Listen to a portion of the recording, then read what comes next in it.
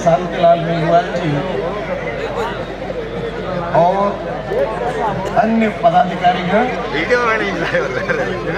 मैं आवाज सर समझता हूँ कि विनोद जी के इतने शानदार भाषण के बाद अभी किसी भाषण की जरूरत नहीं है। और क्योंकि हम लोग 5 दिन की एक यात्रा निकाल रहे थे, वहाँ में एक धार्मिक जागरण यात्रा, और उस यात्रा के तहत हम जिन जिन जगहों पे गए, मेवाड़, मारवाड़, गोडवाड़, मगरा और बोराड़, उसमें जो कार्यक्रम हुए उसकी वजह से मेरा गला तो एकदम बंद हो गया है, तो अभी बोलने की स्थिति नहीं है अंदर से ही। बस मैं ये कहना चाहता हूँ कि जो संदेश आज भाई विनोद जाखड़ जी ने दिया वो सबसे परफेक्ट संदेश है।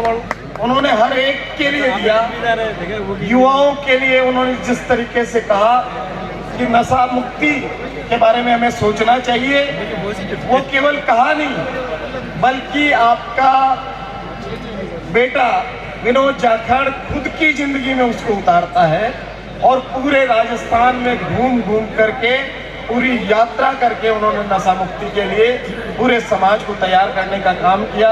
मैं सोचता हूँ कि एक अद्भुत किस्म की राजनीति है जो विनोद जी ने शुरू की, सकारात्मक राजनीति। नहीं तो आमतौर पे आज की जो राजनीति है वो अलग तरह की है।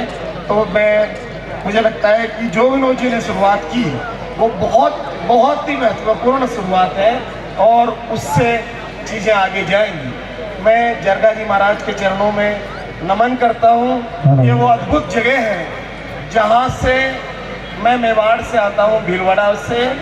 वहाँ के मेघवाल समाज में ये मान्यता है कि अगर आप इस वंश में पैदा हुए हैं तो आपको जिंदगी में एक बार जरूर जरगा जी के दर्शन करने जाना चाहिए, क्योंकि 80 साल का होता है कोई भी व्यक्ति हमारे समाज का, तब तक जरगा जी महाराज उसका इंतजार करते हैं कि वो हमारे यहाँ आएगा। आपको गंगा जी जाने की, हरिद्वार जाने की, केदारनाथ जाने की, 4 धाम जाने की कोई जरूरत नहीं है।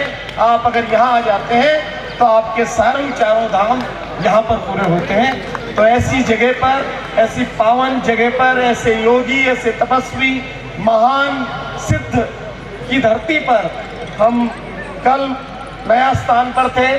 250 लोग भीलवाड़ा से आए हुए आज यहाँ पर थे। 5-6 बजे हमने यहाँ बड़ा कार्यक्रम किया। आप सब लोगों की तरफ से सम्मान हुआ, भाषण भी हुआ, तब तक गला ठीक से काम भी कर रहा था, तो सारी बातें भी हुई। मैं केवल एक बात कह करके बात को खत्म करूँगा कि मंदिर हमारे बहुत सारे बन रहे हैं और ये रिखियों का जो समाज है, मेघवाल समाज है, ये खूब सारे भजन भी गाता है।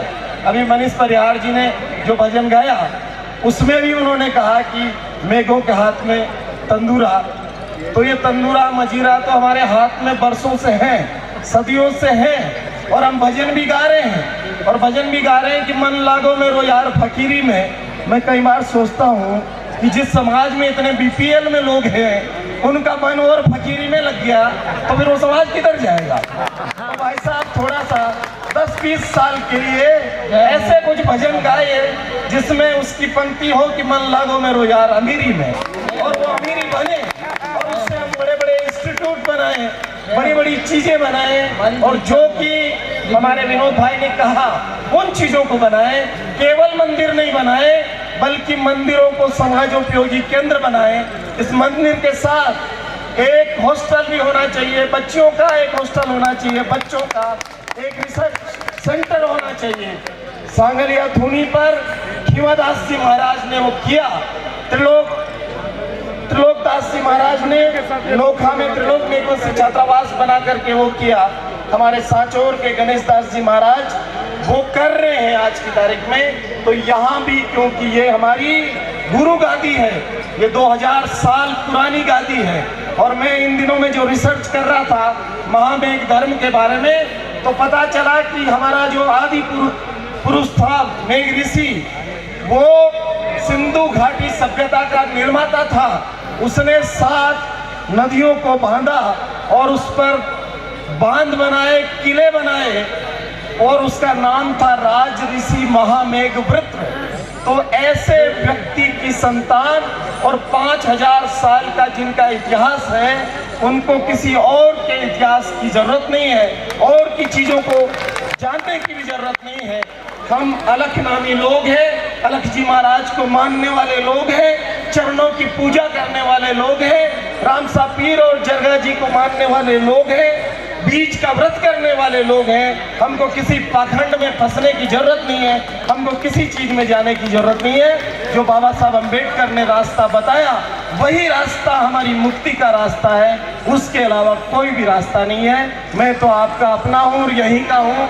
आप जब कहते हैं तो मैं यहाँ आते रहता हूँ, तो मैं और लंबी बातें करूँगा।